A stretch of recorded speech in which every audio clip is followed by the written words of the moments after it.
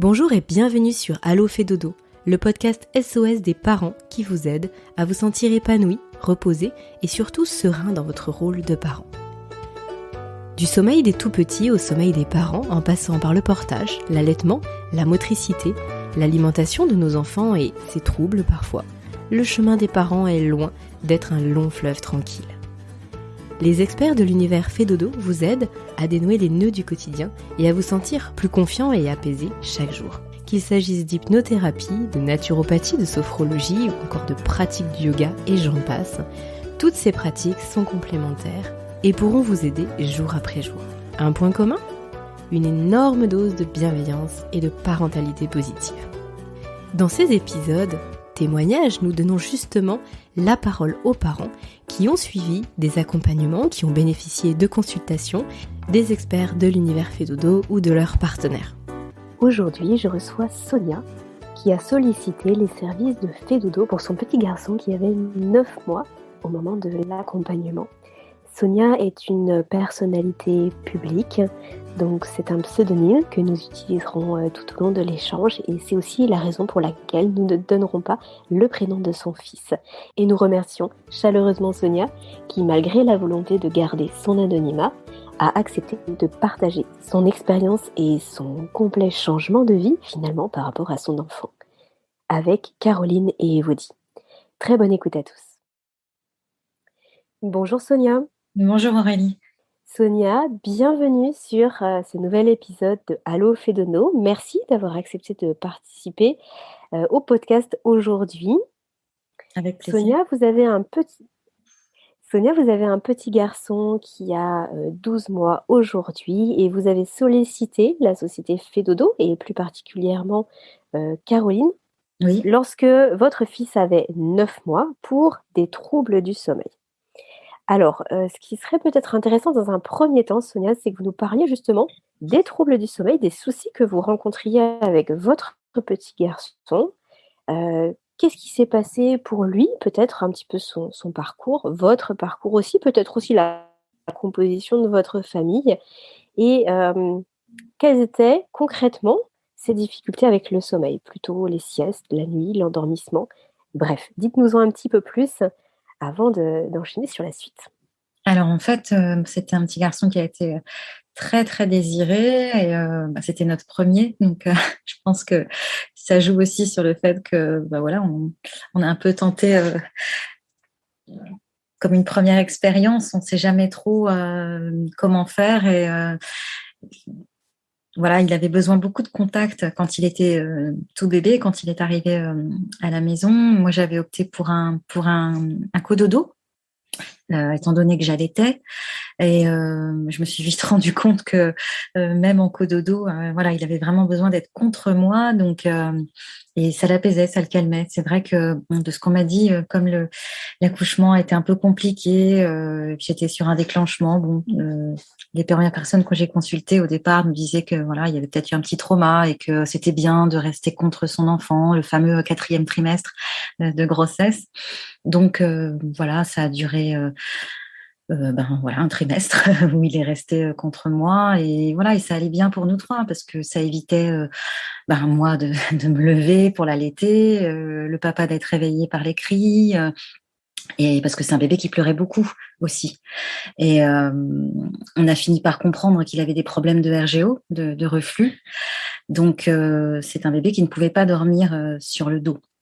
Donc moi, comme je vous ai dit, il a été très désiré, donc j'avais pas envie de prendre le moindre risque de le mettre à côté dans une pièce à part et puis de me rendre compte que j'avais peur de la mort subite du nourrisson, tout ça.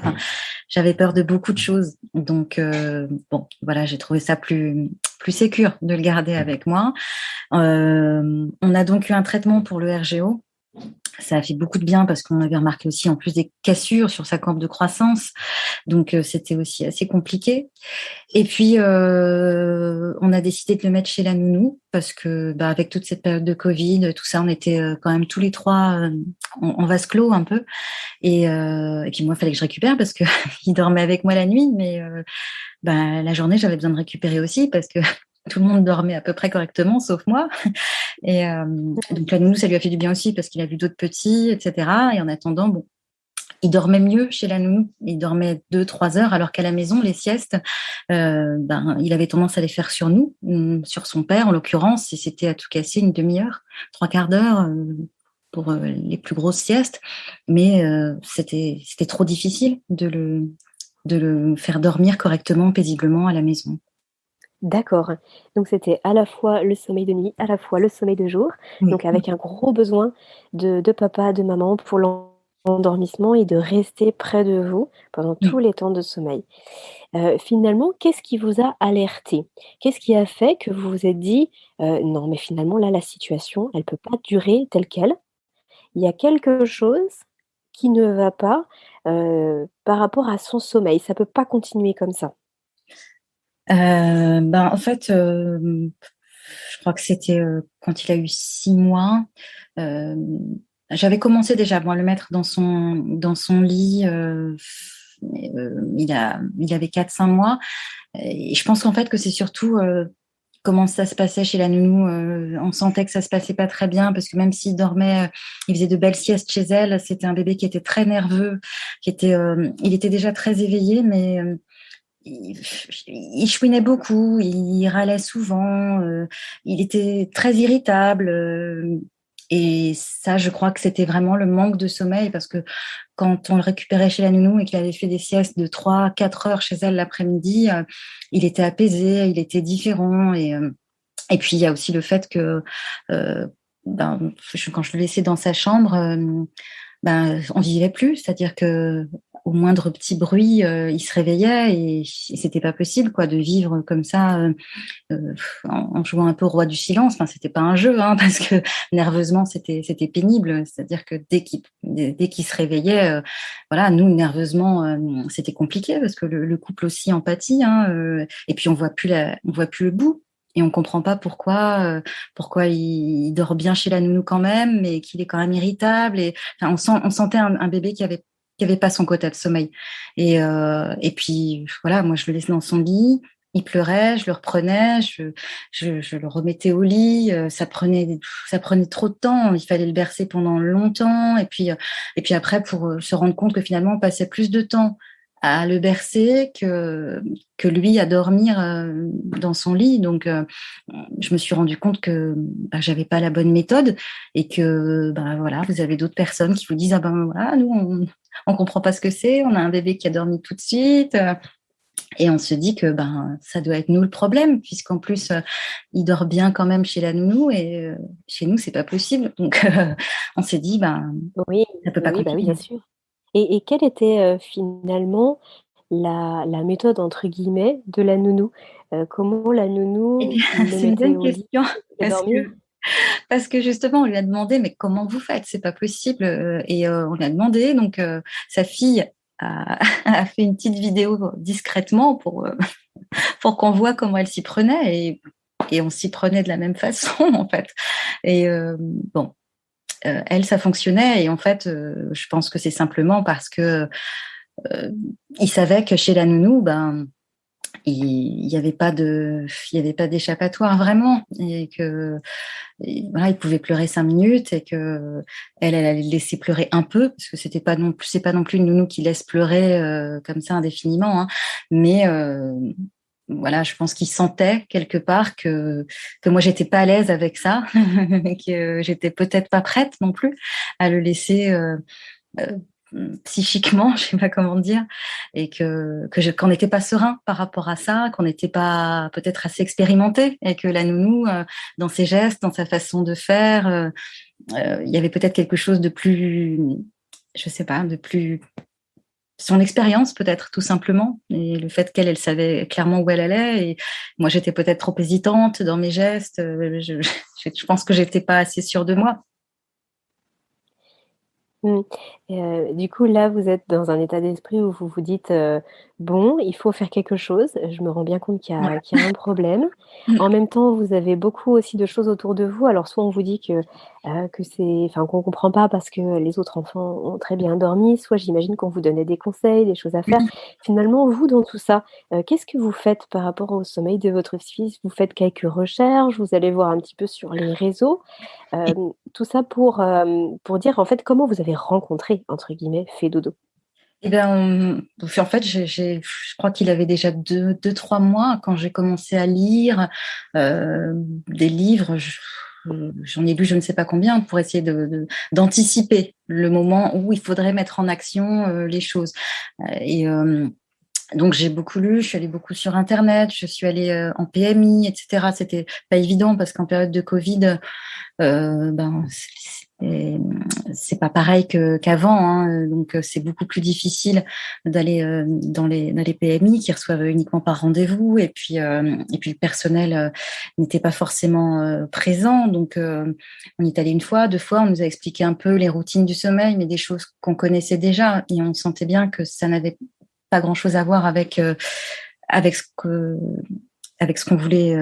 Enfin, c'était des choses qu'on savait, qu'il fallait mettre en place cette routine, qu'il fallait respecter un temps calme, enfin tout ce qui est la base, quoi, la demi-heure d'avant la mise au lit, de tout ce rituel-là, si vous voulez, nous on l'avait déjà mis en place, mais c'était un bébé qui refusait en fait de dormir, qui voulait pas se mettre sur off tout simplement, et du coup, ben voilà, j'ai cherché, j'ai malheureusement pas d'expérience concluante du tout, et quand je me suis vraiment rendu compte qu'il avait passé ce fameux cap des 9 mois, parce qu'on a parlé aussi de la période d'attachement, etc., parce qu'il y a toujours un peu quelque chose, je me suis dit, avant son premier anniversaire, il faut vraiment que ce soit fait. Et le 3e confinement a permis ce déclic, c'est-à-dire qu'il allait pas être chez la nounou, il allait être que avec nous.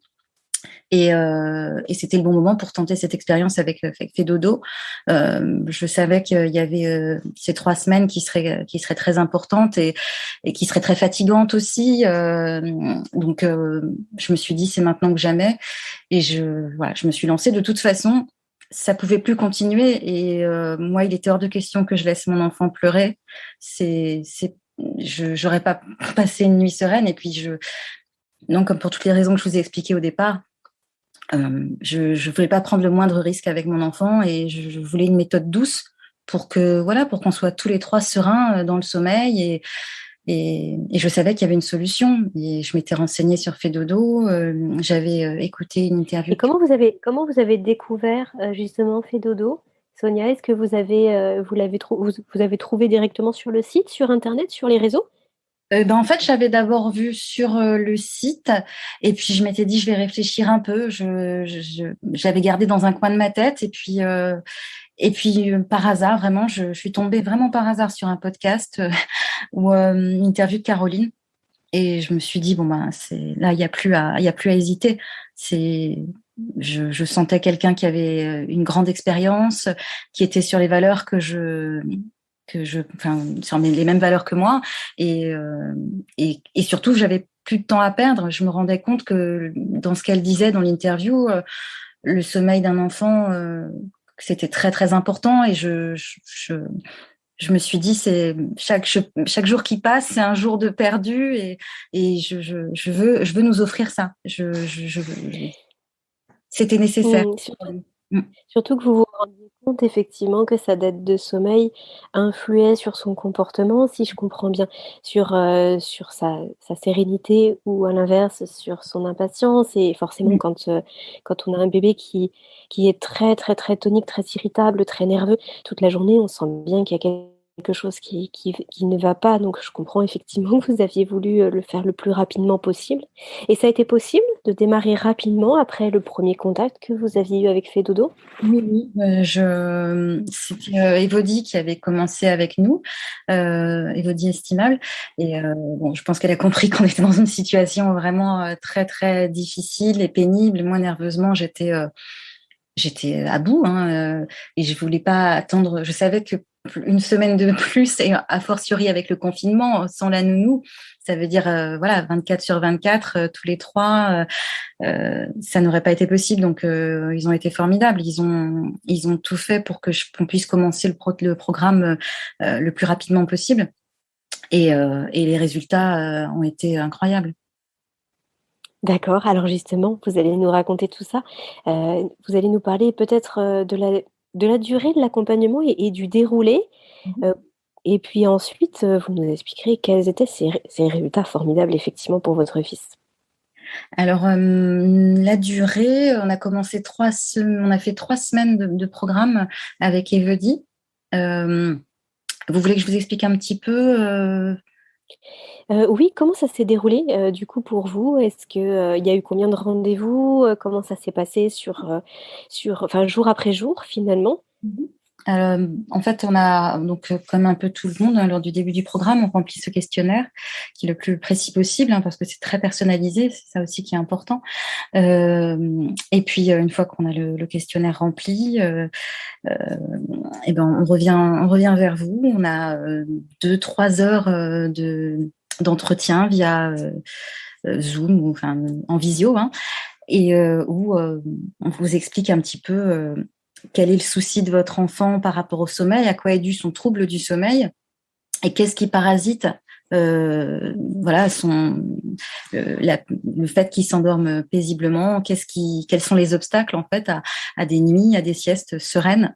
Donc nous tout de suite on a tout changé, que ce soit au niveau de la chambre de mon petit garçon, tous les jouets par exemple qu'il utilisait, qui n'étaient pas forcément en bonne intelligence, si vous voulez, avec sa personnalité, avec son tempérament. Et effectivement, c'est en ça qu'on se rend compte aussi que chaque enfant est vraiment différent et qu'il n'y a pas de méthode universelle. Ça peut pas fonctionner comme ça. Et quand je vous disais que les résultats ont été très très rapides, en tout cas nous, ça a commencé avec les siestes. Je crois que c'est pas forcément le cas pour tout le monde, mais dès le lendemain, j'ai dû le réveiller. Il dormait. Ça faisait 2h30. Il a fait 2h30 de sieste, qu'il n'avait jamais fait, en tout cas chez nous. Ah oui, donc là, 2h30 de sieste à la maison avec vous, pendant la période où justement, là, il n'était pas chez la nounou. Et dès le lendemain, c'est-à-dire qu'on a commencé le programme le soir, et c'était mi-avril, et dès le lendemain, la première sieste, ça a été, il a fallu que je le réveille. Je me dis, je ne croyais pas mes yeux. Et la deuxième aussi, d'ailleurs, je crois bien. Non, la première, oui, il avait quand même dormi 1 heure, ce qui n'arrivait jamais déjà. Et dans l'après-midi, voilà. Et la deuxième sieste de l'après-midi, il a fallu que je le réveille parce que, voilà, après, il faut respecter un temps de sommeil parce qu'autrement, ça met un petit peu à mal la suite du programme. S'il dort trop d'un bloc pour la suite, en tout cas au début, c'est un peu, il faut gérer ça. Et donc, oui, voilà. entre les temps de sommeil et puis les temps d'éveil, j'imagine, par rapport au prochain coucher, d'accord, ok. Oui.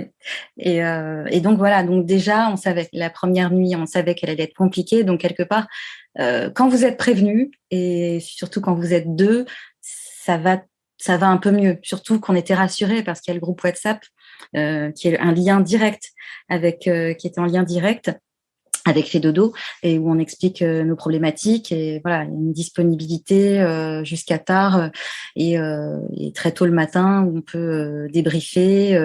On a aussi une espèce de petit tableau Excel à remplir avec avec le plus de régularité possible et de précision possible pour expliquer comment se sont passés les endormissements, noter à quelle heure l'enfant a été mis au lit, à quelle heure il s'est endormi, noter aussi à quelle heure il a pris le biberon, etc. Enfin, noter tout ça, parce que la nourriture et le sommeil sont liés aussi, ce que j'ai appris.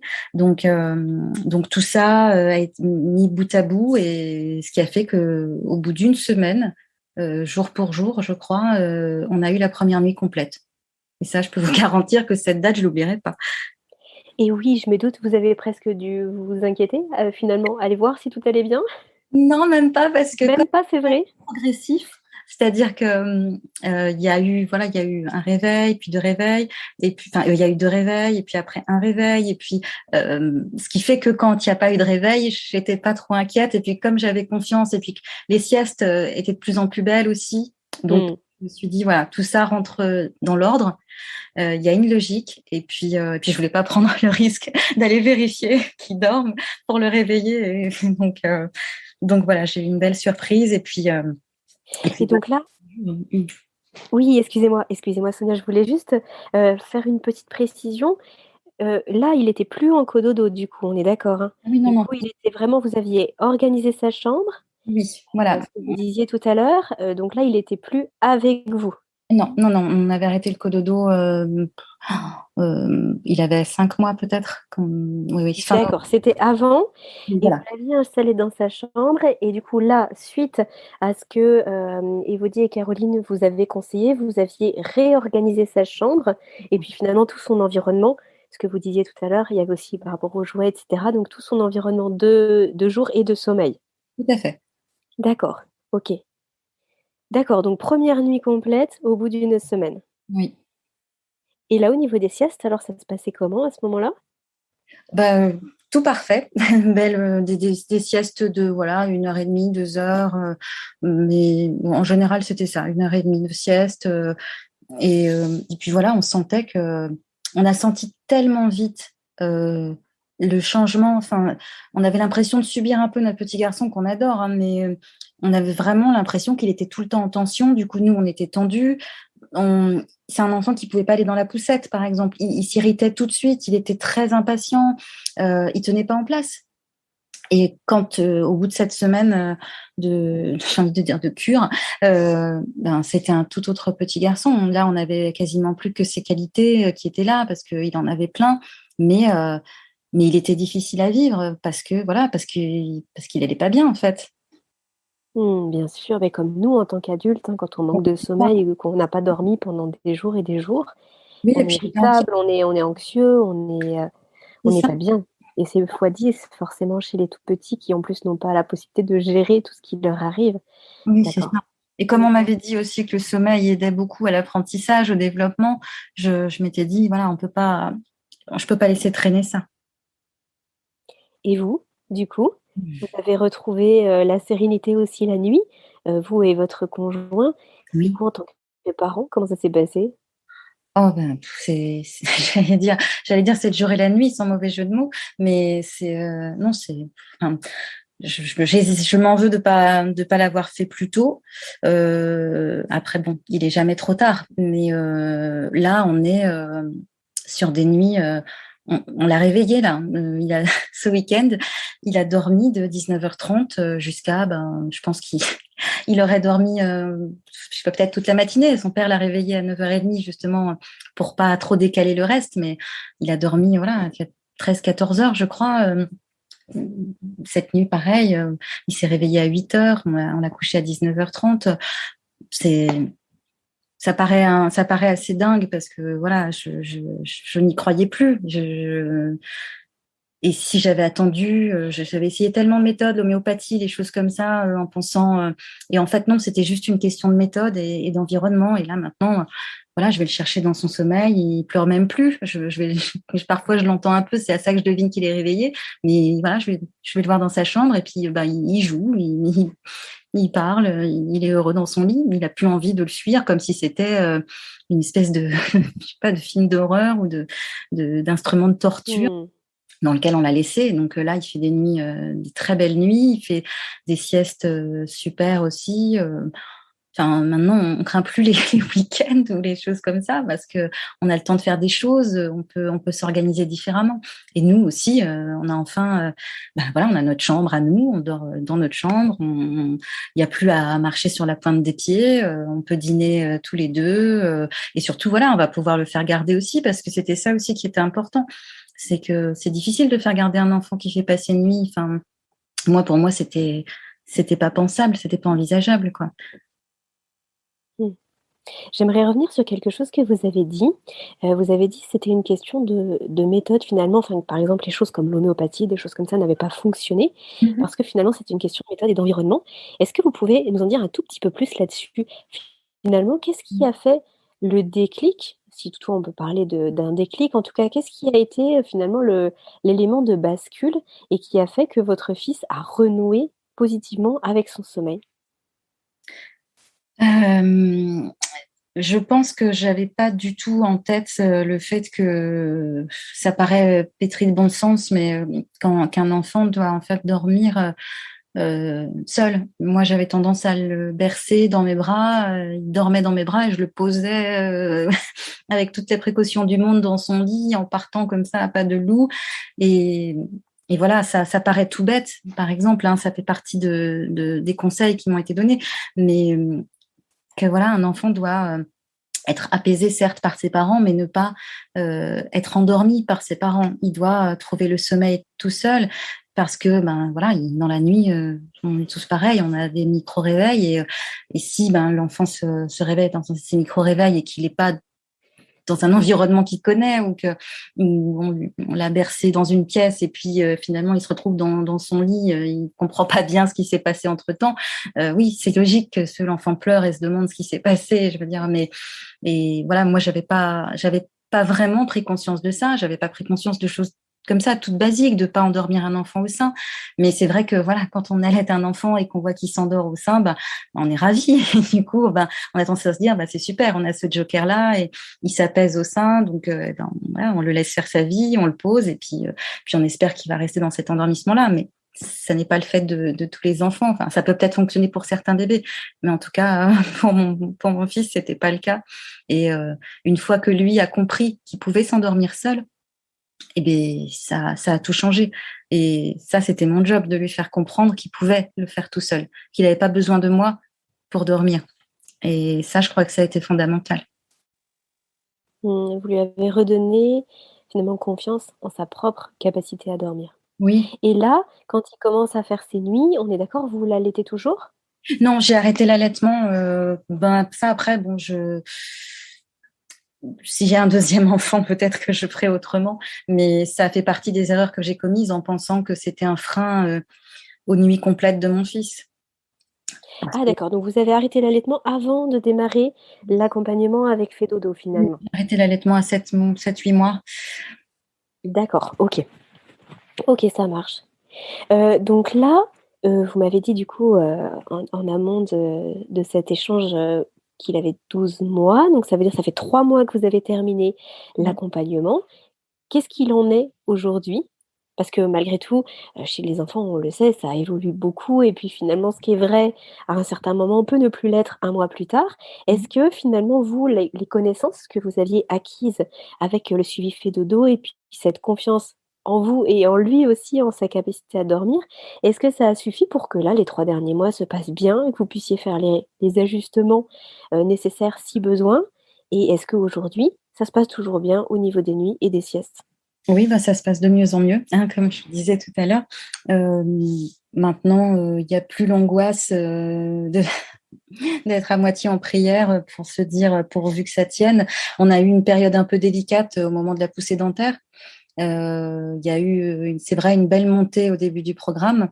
Et puis après, il y a eu une petite baisse de régime parce qu'il y avait ses dents qui poussaient, parce que voilà, c'était pas évident pour lui de gérer ça et que voilà, nerveusement, du coup, on a un petit peu accusé le coup, mais il a fallu s'accrocher.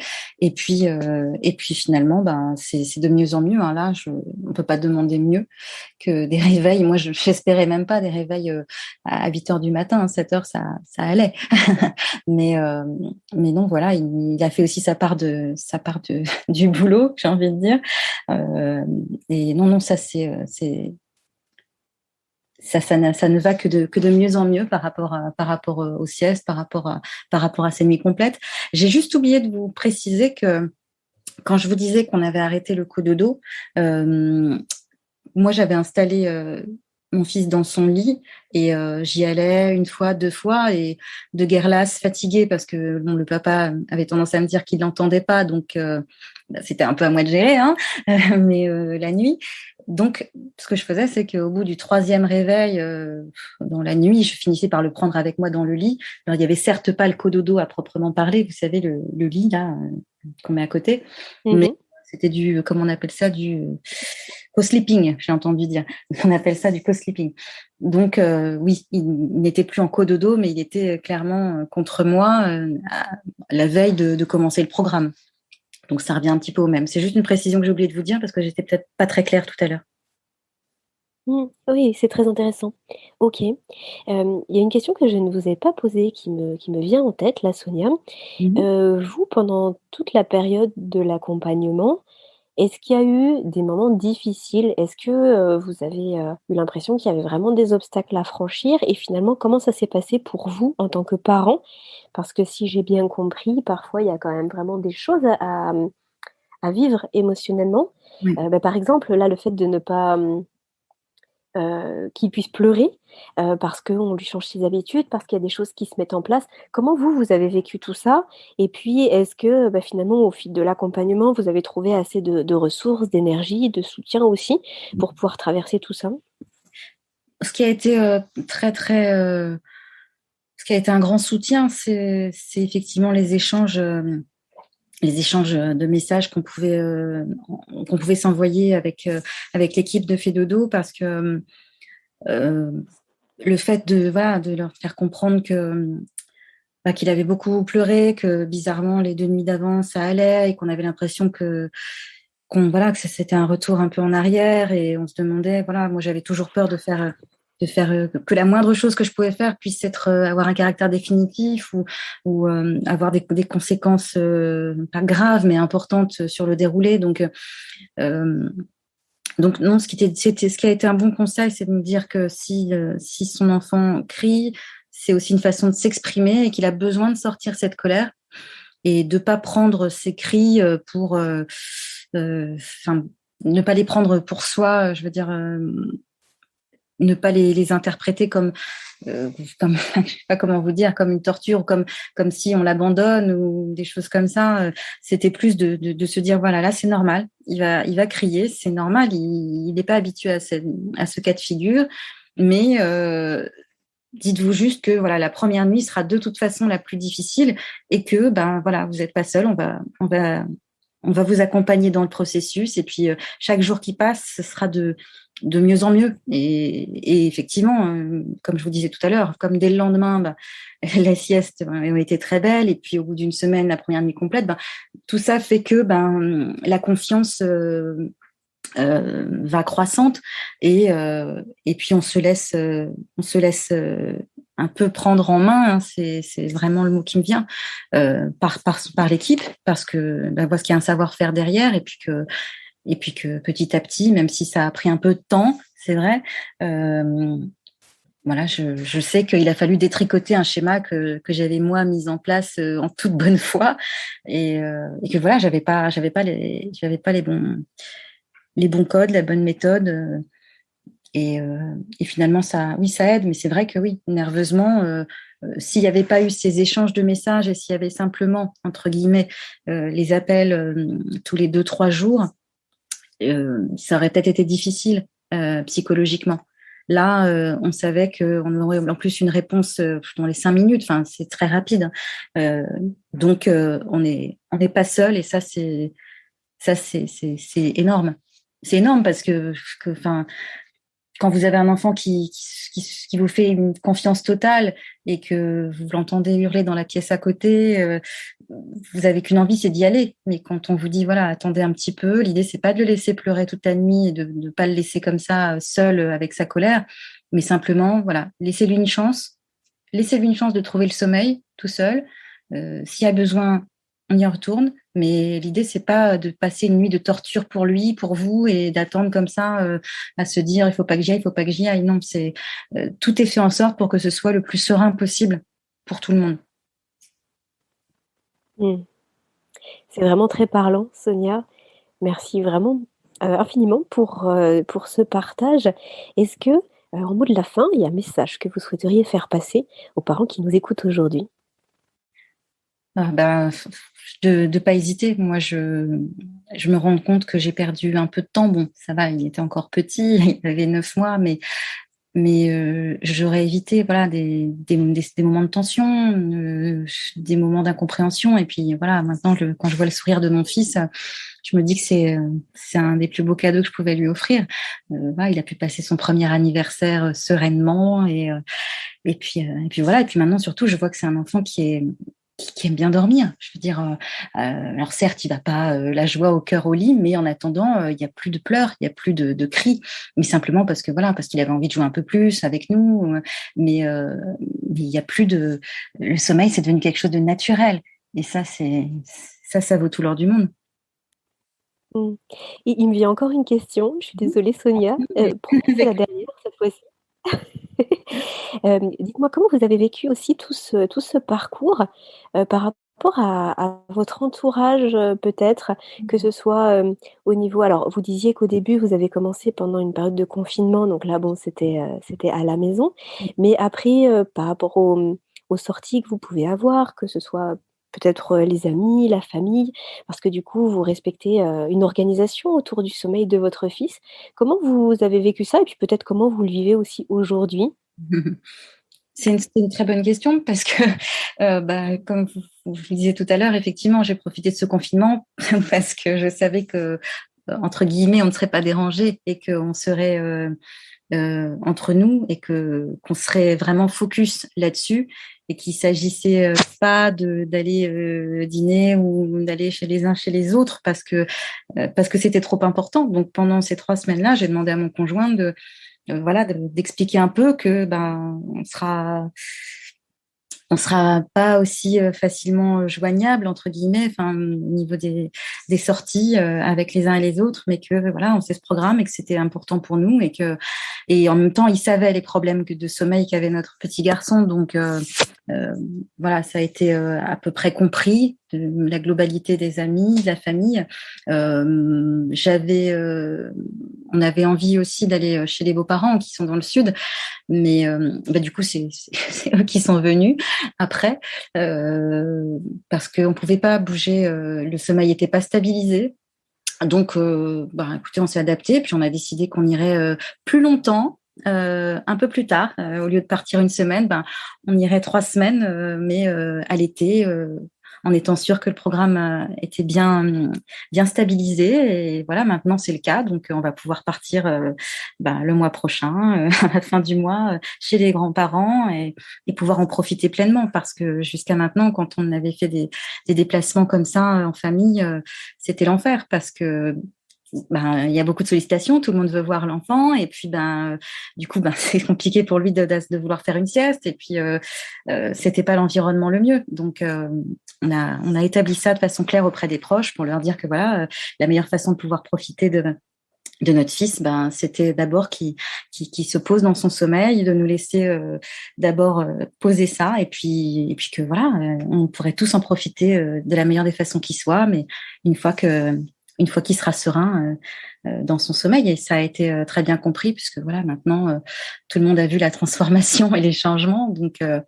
Donc voilà, ça a été quelque chose qui a été admis, mais je comprends que ce soit difficile parce que quand les 3 semaines de confinement sont passées, il a fallu retourner chez la nounou, par exemple. Et là, ça a été un peu plus compliqué pour imposer une sieste le matin, par exemple, parce que la nounou n'avait pas forcément l'habitude de faire la sieste le matin, mais l'après-midi, parce qu'il y avait un petit qui était un peu plus âgé, qui lui ne la faisait plus le matin. Donc, on a essayé de trouver un compromis, et puis finalement, tout est rentré dans l'ordre. Super, merci beaucoup. Pardon, j'ai été très bavarde. Non, très, très bien, c'était très intéressant au contraire et c'est vrai que chaque expérience est tellement différente et puis, chaque enfant est aussi différent et donc, c'est toujours très intéressant de voir un petit peu comment chacun a traversé cette étape-là, comment ça s'est mis en place et puis le recul qu'on peut avoir là-dessus aussi après plusieurs mois justement on va dire, comme vous le disiez tout à l'heure, que tout soit bien intégré pour votre fils et que ce soit bien stable et bien serein. Donc, c'était super et je vous remercie pour le temps que vous nous avez accordé sur Allo fait dodo aujourd'hui. Merci à vous et puis voilà, j'espère que beaucoup de parents entendront ce podcast et qu'ils n'hésiteront pas voilà, à suivre l'effet dodo. Merci beaucoup Sonia, bon repos à toute la famille. Merci beaucoup. Comme nous venons de le voir au travers de ce partage d'expériences, la parentalité est toujours un chemin jonché d'embûches et de défis. Une main tendue pour se préparer sans stress ou pour gérer les moments difficiles fait gagner un temps et une énergie précieuse. Si ces quelques mots résonnent en vous, je vous propose de parcourir le site de l'Univers fait dodo et de découvrir le travail des professionnels de la petite enfance qui peuvent vous aider. Cet épisode vous a plu ?